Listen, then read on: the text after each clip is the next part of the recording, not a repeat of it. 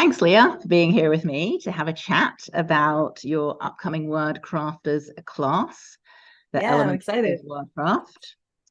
So I have a few questions to ask you about your class, and not surprise questions, hopefully.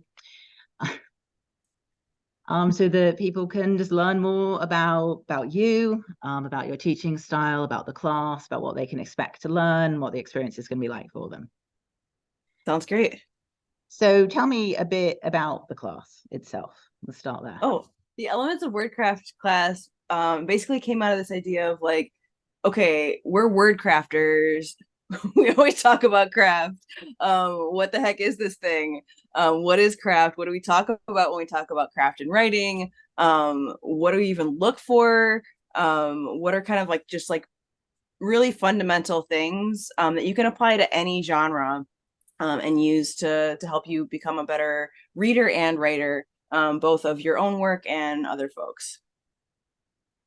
So we'll be looking at a bunch of different example texts from a lot of different genres. So the first week is all about voice, and then we're going to build from there and go through 4 different like large categories and kind of break those down into little components that you can pick and choose. Like, yeah, I want to use that for my own writing, or this other thing. And together with all those little elements, you can start to build your own table of the elements for your own writing.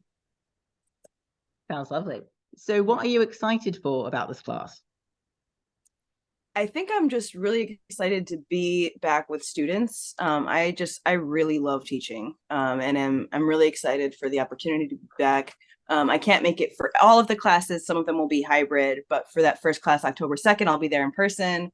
And to be able to just share space and talk about writing, it's something. I used to be a high school teacher, and so I've really missed the like nerding out with my kids, and just like plopping up like an awesome piece of writing, like maybe even just a couple of lines, and like we would just go like deep into those lines and figure out like what is it that makes this so awesome, and like just those deep kind of conversations that you can have that are based around just beautiful writing are some of the most rewarding conversations that you can have, in my opinion. And they have so many different applications to like the world around you, into your writing, into your life. And I just feel like when you dive into really good writing, you can, yeah, it opens up a doorway to like a truer version of yourself sometimes, and you're able to like solidify values or solidify thoughts that maybe you've been thinking about but haven't been able to like nail down in a way that doesn't happen super often in regular life. All right. Who would you say is the ideal student for your class? I think really folks who want to get back into writing but are not sure where to start. Folks who feel like writing is intimidating. Folks who feel like, oh, I really would like, I've been at this for a while, but like, oh, I feel like I need some foundational stuff again, or I'm missing a couple pieces. Yeah, I think folks that are in that general area are really who I'm aiming this at.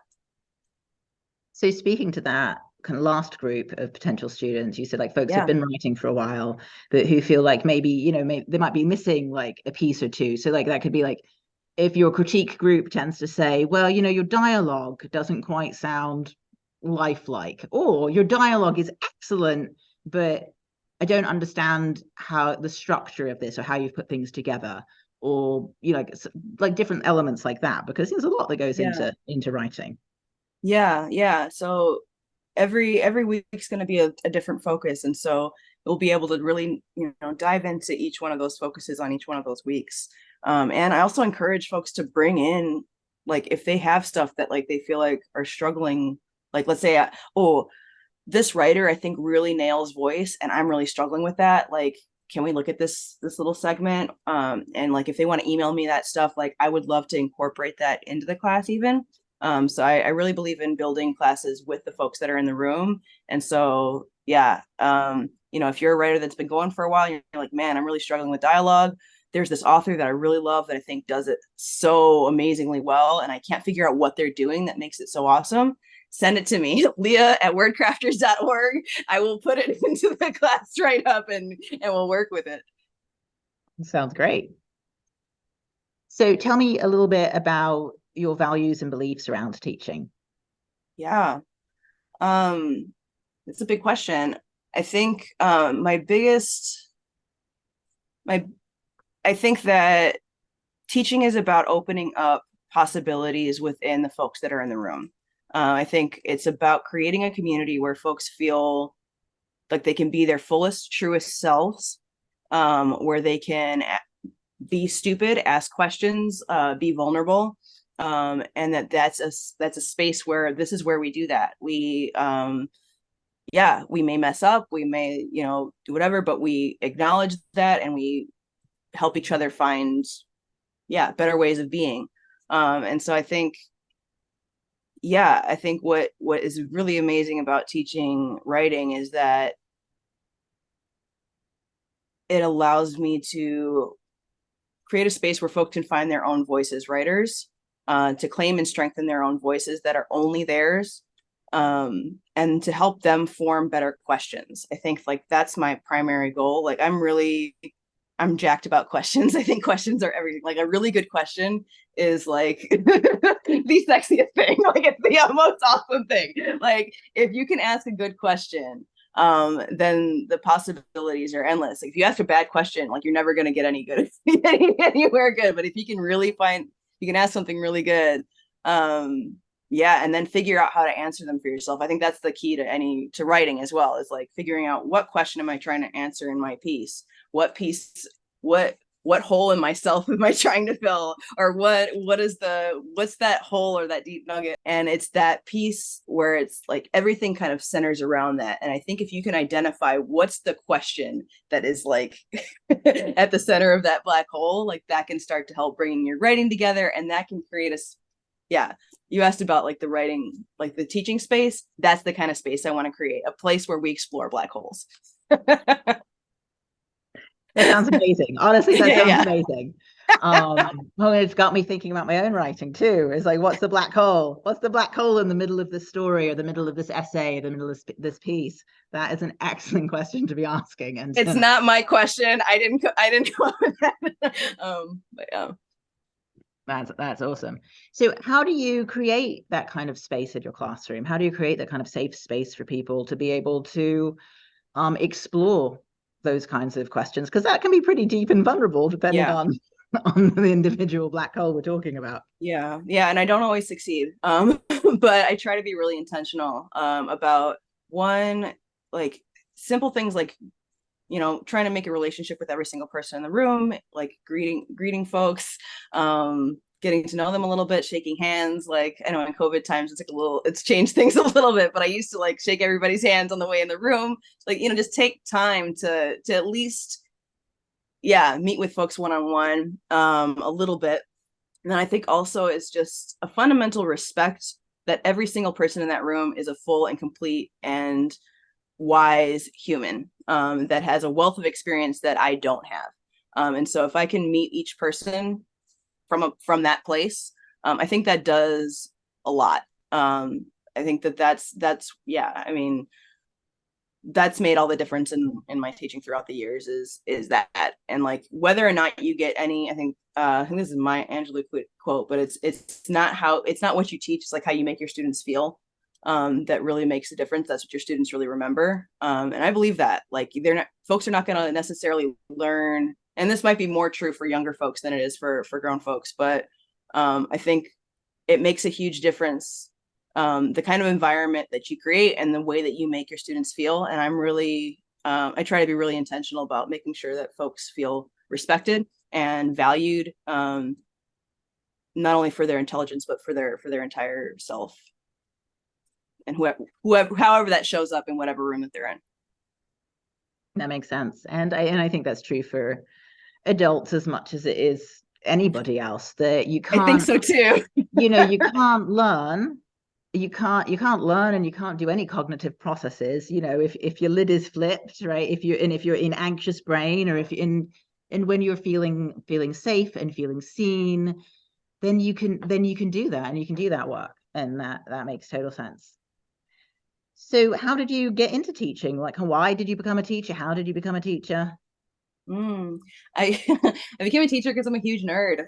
It gave me an opportunity to like really learn stuff that and it still does. Like I feel like I'm really selfish in that way, that I don't know, I think teaching gets this rap of like being this very like giving profession, and I feel like I'm in it for like I get so much out of it. Like I did not understand grammar at all before becoming a teacher, and then I had to teach it to, 15 through 19-year-olds, and like had to like really learn it.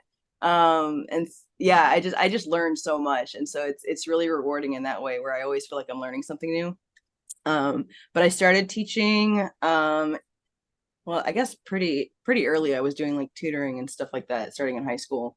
But after I was gonna be a doctor like everybody, because that's the thing that like you think that you have to be when you're a kid when you want to help people, I guess. I don't know. And then I got to my college experience. I was like, oh, this is not it.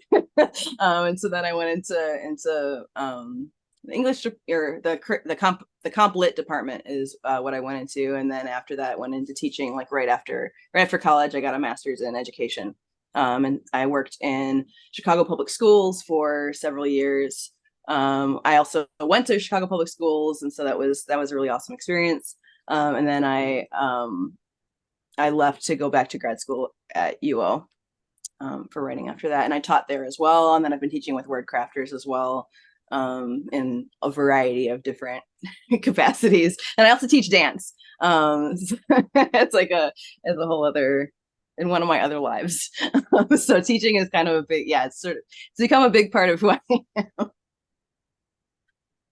Well, I think if you enjoy teaching, it doesn't really matter kind of what you're teaching. It's like whatever you know about, or at least half know about, if you can teach somebody, you learn more. You learn as you teach, and it was one of the best ways to really solidify knowledge for yourself, is to try to teach it to somebody else, because it makes you really think it through it and get it and get it in a new and different way, which I've always found really awesome.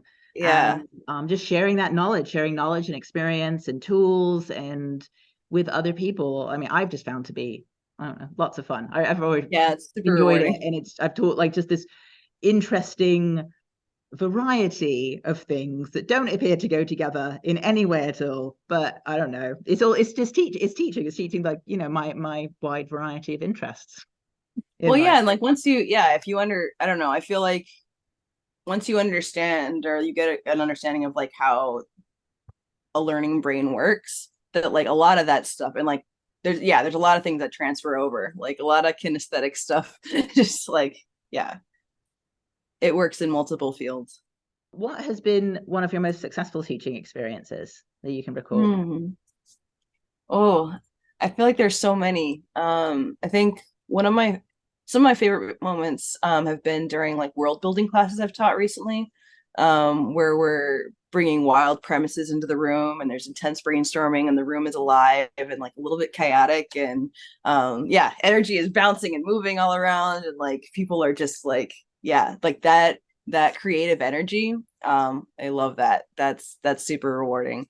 And like anytime I also hear like the students in the room like starting to engage with each other and asking like really awesome, again, follow-up questions of each other, and like having them like really like engage with each other on deep levels, like that is like probably the most rewarding thing, when I see someone intently listening, like one of the students intently listening to the other one, and like that is magic. And I think teaching moments that have been really rewarding is like if students tell me that they feel safe to explore or share things, in a way that they haven't before, like that's, or that even that they just feel seen, or they feel,